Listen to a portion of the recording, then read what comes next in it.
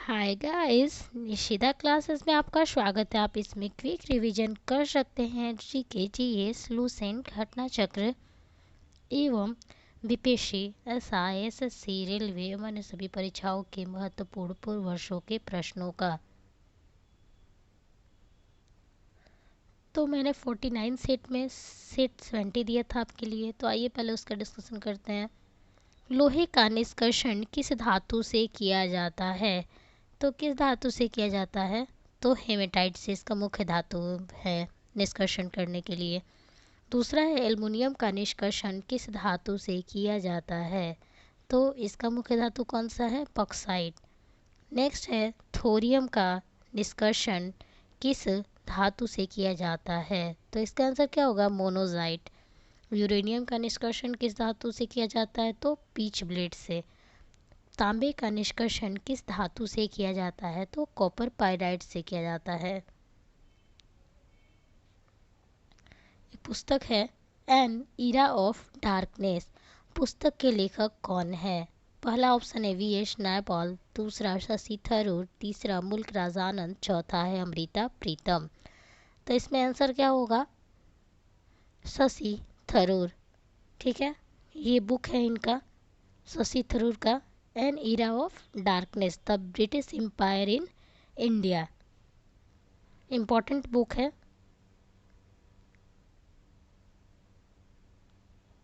New book नहीं है, पुराना है। ये इसका फिगर है। फिर आते हैं, एक और बुक है एन एरिया ऑफ डार्कनेस। बहुत कंफ्यूजन रहता है, इसलिए मैंने दोनों को एक साथ ही दे दिया है। इस पुस्तक के लेखक कौन है? वी.एस. नायपॉल, शशि थरूर, मुल्क राज आनंद और अमृता प्रीतम। तो इसके कौन होंगे? वी.एस. नायपॉल होंगे। ये वो बुक है वी.एस. नायपॉल का, an area of darkness his discover of India. ठीक है,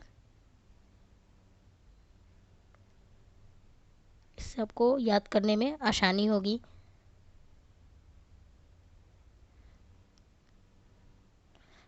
अगला क्वेश्चन है, निम्नलिखित में से कौन सा निजी स्वतंत्रता का एक आधार है? पहला परमादेश, दूसरा बंदी प्रत्यक्षीकरण, तीसरा अधिकार परीक्षा और चौथा है उत्प्रेषण। तो कह रहा है कि कौन आधार है?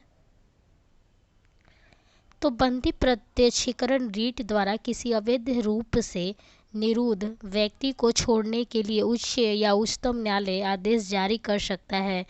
इसलिए यह क्या है? निजी स्वतंत्रता का एक आधार है। कौन? तो बंदी प्रत्यक्षीकरण। नेक्स्ट है, निम्नलिखित में से किस स्थिति में बंदी प्रत्यक्षीकरण रीट जारी की जाती है? पहला संपत्ति की हानि, दूसरा अतिरिक्त कर की वापसी, तीसरा दोषपूर्ण पुलिस नज़रबंदी, चौथा भाषण की स्वतंत्रता का उल्लंघन। तो बंदी प्रत्यक्षीकरण जो रीट है किसी व्यक्ति को अवैध रूप से निरुद्ध करने के विरुद्ध जारी की जाती है। तो आंसर इसका क्या होगा? दोषपूर्ण पुलिस नज़रबंदी। जब कोई पुलिस जो है वो पकड़ लेता है गलती से, तो उसके लिए बंदी प्रत्यक्षीकरण रीट जो है जारी की जाती है।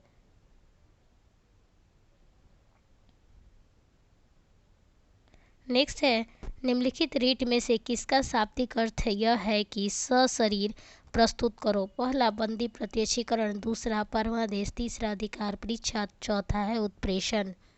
तो बंदी प्रत्यक्षीकरण जो रीट है उसी का शाब्दिक अर्थ होता है सशरीर प्रस्तुत करो। नेक्स्ट है, किसी व्यक्ति के अवैध निरोध के मामले में न्यायालय द्वारा निम्नलिखित में से क्या जारी किया जाता है? इसी क्वेश्चन को बहुत सारे तरीके से पूछा हुआ है। तो बंदी प्रत्यक्षीकरण, दूसरा परमादेश, तीसरा उत्प्रेषण लेख, चौथा है क्यो वारंट। तो इसका आंसर क्या होगा? पहले ही मैंने बता दिया, बंदी प्रत्यक्षीकरण। कलिंग युद्ध किस वर्ष में हुआ था? ऑप्शन है 261 बीसी, बीसी मतलब बिफोर क्राइस्ट, 232 बीसी, 263 बीसी और 240 बीसी। तो कब हुआ था?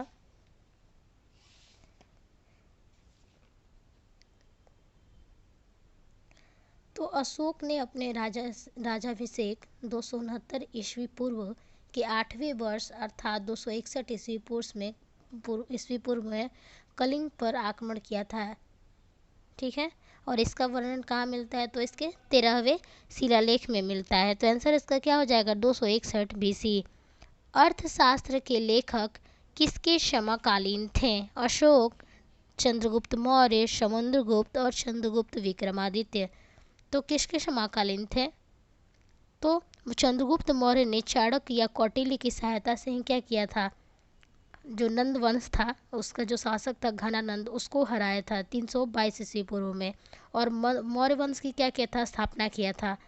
तो और ये क्या है? अर्थशास्त्र के लेखक भी हैं कौटिल्य। तो चंद्रगुप्त मौर्य के प्रधानमंत्री भी कौटिल्य ही थे, तो चंद्रगुप्त मौर्य हो जाएगा। नेक्स्ट है, अशोक पर कलिंग युद्ध का प्रभाव कहाँ दिखाई देता है? पहला, स्तंभ पर उत्कीर्ण राजादेश, दूसरा शिलाओं पर उत्कीर्ण 13वें राजादेश, तीसरा खुदाई और चौथा इनमें से कोई नहीं। तो पहले मैंने बताया कि उनका जो है 13वें शिलालेख में इसका वर्णन है कलिंग युद्ध का। मौर्य काल के दौरान शिक्षा का सबसे प्रसिद्ध केंद्र निम्नलिखित में से कौन सा था? उज्जैन, वल्लभी, नालंदा और तक्षशिला। तो मौर्य काल में जो शिक्षा का सर्वाधिक प्रसिद्ध केंद्र था वो था तक्षशिला। यहाँ विश्व भर से लोग पढ़ने आते थे। ठीक है, यह अब भारत में नहीं है। ठीक है, कहाँ है? पाकिस्तान में। चंद्रगुप्त मौर्य ने सैनिक शिक्षा तक्षशिला से प्राप्त किया था। चाणक्य यहाँ का प्रसिद्ध आचार्य भी थे। तो इसका आंसर क्या हो जाएगा? तक्षशिला। नेक्स्ट है, नागा, खासी और गारो पहाड़ियाँ कहाँ स्थित है? पहला, पूर्वांचल पर्वतमाला में, दूसरा काराकोरम पर्वतमाला में, तीसरा है जास्कर पर्वतमाला में और चौथा है हिमालय पर्वतमाला में। तो इसका आंसर क्या होगा?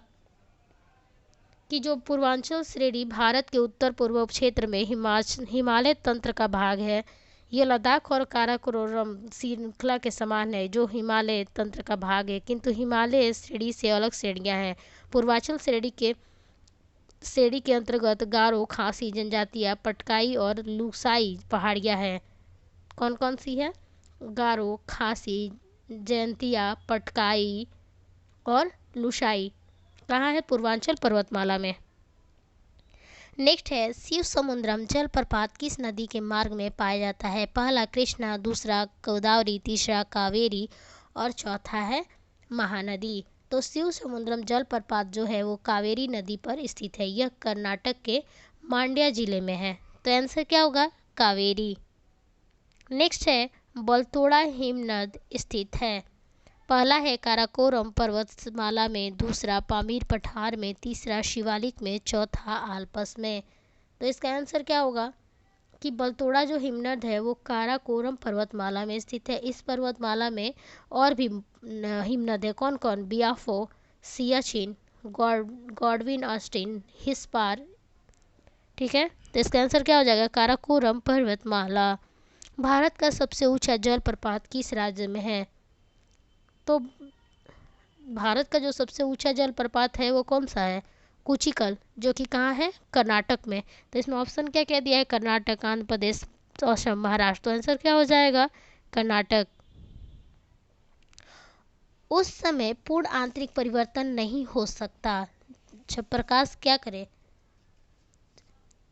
तो पहला ऑप्शन है कांच से होकर पानी में जाता है, दूसरा पानी से होकर कांच में जाता है, तीसरा पानी से होकर वायु में जाता है और कांच से होकर वायु में जाता है।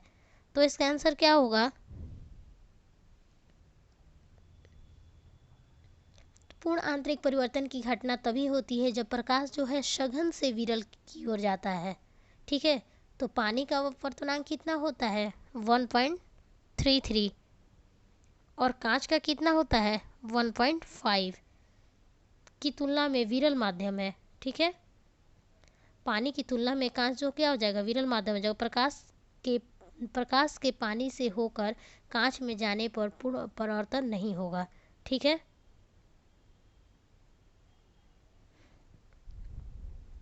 तो किसमें नहीं हो सकता है? जब वो उस समय पूर्ण आंतरिक परिवर्तन नहीं हो सकता है जब पानी से होकर कांच में जाता है, क्योंकि ये पानी जो है विरल हो जाता है और कांच जो है सघन हो जाता है। नेक्स्ट है अंतर्दर्शी, एक ऐसा यंत्र है जो आमाशय के अल्सरों का पता लगाने के लिए प्रयुक्त किया जाता है। इसमें एक लंबी संकीर्ण नालियाँ होती हैं जिसके एक सिरे पर छोटा चमकीला बल्ब होता है जो आमाशय में मुंह द्वारा निविष्ट की जाती है। इसमें क्या अंतर्विष्ट है? तो पहला छोटा धारा वहन तार, दूसरा संकीर्ण नालिका में पानी भरा होता है, तीसरा प्रकाशीय फाइबर और चौथा संकीर्ण नालिका में कुछ रसायन घोल दिए जाते हैं। तो अंतर्दर्शी मतलब क्या होता है? इंडोस्कोप। ठीक है, कि लंबी संकीर्ण नालिका में प्रकाशीय फाइबर, जिसको ऑप्टिकल फाइबर कहते हैं, होता है जो पूर्ण आंतरिक परिवर्तन के आधार पर कार्य करता है। तो इसका आंसर क्या हो जाएगा? प्रकाशीय फाइबर। नेक्स्ट है अंतरिक्ष यात्री को आकाश कैसा दिखाई देता है? तो पहला है श्वेत, दूसरा है गहरा नीला, तीसरा है हल्का नीला और चौथा है काला। तो दिन में जो वायुमंडल की धूल और गैसों के कारण सूर्य के प्रकाशीय वर्णक्रम में उपस्थित नीले रंग का प्रकीर्णन या फैलाव अन्य रंग की तुलना में क्या होता है? अधिक होता है, जिसके फलस्वरूप क्या होता है कि हमें आकाश जो है नीला दिखाई देता है। अंतरिक्ष यात्रा के दौरान जब अंतरिक्ष यात्री आकाश को देखते हैं तब अंतरिक्ष में वायुमंडल की अनुपस्थिति के कारण उन्हें आकाश कैसा दिखाई देता है? तो काला दिखाई देता है। आकाश किस कारण से नीला होता है? तो सूर्य के प्रकाश का परावर्तन, दूसरा है सूर्य के प्रकाश का अपवर्तन, तीसरा है वायुमंडल में सूर्य के प्रकाश के लघुत्तर तरंग दैर्ध्यों का प्रकीर्णन और चौथा है वायुमंडल में सूर्य के प्रकाश के दीर्घतर तरंग दैर्ध्य का प्रकीर्णन। तो इसका आंसर क्या हो जाएगा कि सूर्य से जो आने वाला प्रकाश है वो अन्य रंगों से युक्त होता है। ठीक है, इनमें से 7 रंगों को हमारी आंखों से देखा जा सकता है जो इस प्रकार है: बैजानी, आपिनाला, ठीक है, बैगनी, आसमानी, नीला, हरा, पीला, नारंगी और लाल। इनमें बैगनी का जो तरंग दैर्ध्य है वो सबसे कम होता है, इंपॉर्टेंट लाइन है ये, आता भी है, और लाल का सबसे अधिक होता है। ठीक है, तरंग दैर्ध्य बैगनी का क्या होता है? कम होता है और लाल का अधिक होता है। सूर्य के प्रकाश का जो लाल अंश है, लाल अंश तो बिना प्रकीर्णित हुए पृथ्वी तक पहुंच जाता है, पर नीला प्रकाश हवा के में मौजूद गैस अणुओं, धूल कण आदि से प्रकीर्णित हो जाते हैं और बहुत देर तक हवा में ही बने रहते हैं। इसी प्रकीर्णन के कारण आकाश जो है हमें नीला दिखाई देता है। तो इसका आंसर क्या होगा? वायुमंडल में सूर्य के प्रकाश की लघुत्तर तरंग दैर्ध्य का प्रकीर्णन। नेक्स्ट है निम्नलिखित में से अधिक विद्युत चालकता वाली धातु कौन सी है? तांबा, दूसरा है एल्युमिनियम, तीसरा है चांदी, चौथा है सीसा। तो कौन सी है? तो मुद्रा धातुओं की वैद्युत चालकता धातुओं में से सबसे उच्च होती है। सिल्वर जो चांदी कहते हैं कि वैद्युत चालकता और उष्मा चालकता तत्वों में सबसे उच्च है। वैद्युत चालकता का जो क्रम है कैसे है? पहले तो होता है चांदी का, ठीक है, दूसरा है तांबा का, उसके बाद ठीक है तीसरा है एल्युमिनियम और चौथा कौन सा है? इस्पात का। ठीक है, तो इसका आंसर क्या होगा? चांदी। नेक्स्ट है निम्नलिखित धातुओं में से सर्वाधिक हीन चालक कौन सा है? लोहा, शीशा, सिल्वर और स्वर्ण। तो कौन सा है? तो सीसा धातु में सर्वाधिक हीन चालक है, जबकि लोहा, सिल्वर, स्वर्ण विद्युत का अच्छा चालक है। तो इसका आंसर क्या हो जाएगा? सीसा। नेक्स्ट है धातुओं की द्युति का कारण होता है। पहला है परमाणुओं की घनी पैकिंग के कारण उच्च घनत्व, दूसरा उच्च पॉलिश, तीसरा मुक्त इलेक्ट्रॉनों की मौजूदगी के कारण प्रकाश का परावर्तन, चौथा कोटरों की मौजूदगी के कारण प्रकाश का अवशोषण। तो धातुओं की द्युति के कारण मुक्त इलेक्ट्रॉनों की मौजूदगी के कारण प्रकाश का परावर्तन है। आंसर क्या होगा इसका? मुक्त इलेक्ट्रॉनों की मौजूदगी के कारण प्रकाश का परावर्तन। भारी धातुओं का नाम इसलिए यह पड़ा क्योंकि इसमें अन्य परमाणुओं की तुलना में यह होता है: पहला उच्च परमाणु संख्या, दूसरा उच्च परमाणुीय पुंज, तीसरा उच्च घनत्व, चौथा उच्च परमाणुीय त्रिज्या। तो भारी धातुओं में अन्य धातुओं की तुलना में घनत्व अधिक होता है। वे धातुएं जो है जिनका घनत्व 5 ग्राम प्रति सेंटीमीटर क्यूब से अधिक होता है भारी धातुओं की श्रेणी में आती हैं। उदाहरण स्वरूप कॉपर, सॉरी कॉपर, ठीक है हाँ, कैडमियम, कैडमियम, कॉपर, सीसा, और क्या है, ये तीनों क्या है, भारी धातुएं की श्रेणी में आते हैं। तो इसका आंसर क्या हो जाएगा, उच्च घनत्व, और इनका घनत्व कितना होता है, 5 ग्राम सेंटीमीटर क्यूब। ठीक है, नेक्स्ट है तंबाकू में, तंबाकू में निम्नलिखित में से क्या होता है, निकोटीन, दूसरा हीरोइन, तीसरा मारिजुआना, चौथा है कोकीन। तो क्या होता है, तंबाकू में निकोटीन पाया जाता है। लोहे की कमी से कौन सा रोग होता है, पहला है पोलियो, दूसरा रिकेट्स, तीसरा स्कर्बी, चौथा है गैटर। तो इसका आंसर क्या होगा, लोहे की कमी से प्रत्यक्ष या अप्रत्यक्ष रूप से थायराइड ग्रंथि की क्रिया भी प्रभावित होती है।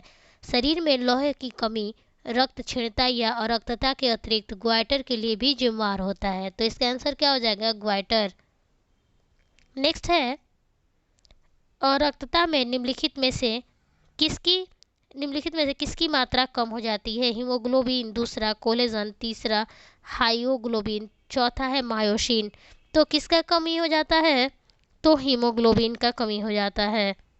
नेक्स्ट है, आयरन की कमी से होता है अरुचि, दूसरा अरक्तता, तीसरा बहुलोहिता रक्तता, और श्वेताणु न्यूनता। तो आंसर क्या होगा इसका, आयरन की कमी से अरक्तता हो जाती है।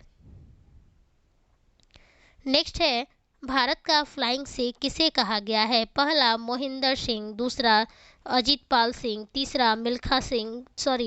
तीसरा जोगिंदर सिंह, और चौथा है मिल्खा सिंह। तो इसका आंसर क्या होगा, मिल्खा सिंह।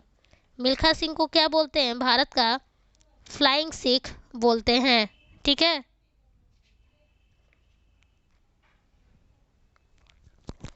ये क्या है, एथलीट हैं। ठीक है, इनका ये उपनाम है। नेक्स्ट है, बटरफ्लाई स्ट्रोक शब्द का प्रयोग किस खेल में किया जाता है, पहला टेनिस, दूसरा वॉलीबॉल में, तीसरा कुश्ती में, चौथा तैराकी में। तो इसका आंसर क्या होगा, बटरफ्लाई स्ट्रोक तैराकी की एक तकनीक है। अगला है सेट 18, मानव शरीर में एक वसा कहाँ जमा होती है, दूसरा है पित्त की उत्पत्ति किसमें होती है, तीसरा पित्त कहाँ जमा होता है, चौथा हेपेटाइटिस रोग की शरीर के किस अंग से संबंधित बीमारी है, चौथा अमाशय रस में कौन सा अम्ल पाया जाता है। तो फ्रेंड्स, इसका आंसर आप कमेंट बॉक्स में ज़रूर करें एंड वीडियो को लाइक, सब्सक्राइब एंड शेयर करना ना भूलें।